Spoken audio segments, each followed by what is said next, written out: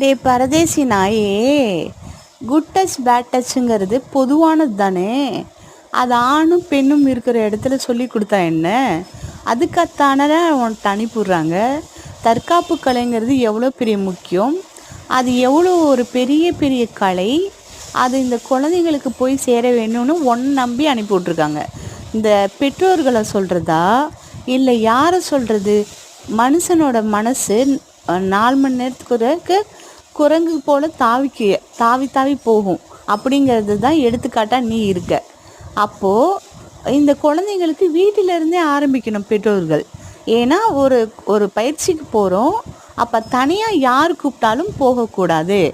எல்லாரும் இருக்கும்போது நம்மளை மட்டும் இவன் பர்டிகுலராக கூப்பிட்றதுக்கு வேண்டிய அவசியம் என்னன்னு சொல்லிட்டு ஒன்று அக்காவும் சரி தங்கச்சியும் சரி டிஸ்கஸ் பண்ணியிருந்தா இந்த மாதிரி நேர்ந்திருக்க வேண்டிய சூழ்நிலைக்கு உட்படுத்தியிருக்க ஆகாது. ஏன்னா அதுதான் அறிவுங்கிறது. அறிவு எங்கே வேலை செய்யணும்? ஆபத்தான சூழ்நிலையில் நமக்கு அறிவுறுத்தல் வேண்டும், அதுதான் அறிவுத்திறன். அப்போது இத்தனை பயிற்சி கொடுத்து என்ன லாபம், என்ன புண்ணியம் சொல்லுங்க பார்ப்போம். பணம் போய் மானம் போய் இத்தனையும் போனது தான் மிச்சம். இப்போ அந்த குழந்தைங்களுக்கு வருஷம் ஃபுல்லாக இதுதான் ஞாபகம் இருக்கும். இப்போது நல்லா சொல்லி கொடுக்குற ஆசிரியர்களும் இங்கே பாதிக்கப்படுவாங்க.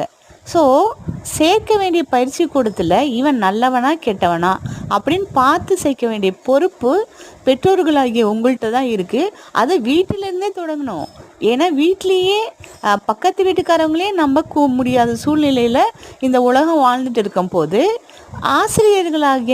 ஆசிரியர்களாகிய இவங்கள மட்டும் மனுஷங்க தானே அப்படிங்கிறத குழந்தைங்கள்ட்ட சொல்லுங்கள். நம்மளை மட்டும் கூப்பிட்டா போகக்கூடாது, எல்லாரும் இருக்கும்போது பொதுவாக சொல்லிப்போ அப்படின்னு சொல்லியிருந்தா இந்த மாதிரி ஒரு எண்ணம் வந்திருக்காது அவனுக்கும் சரி எல்லாருக்கும் சரி. இப்போ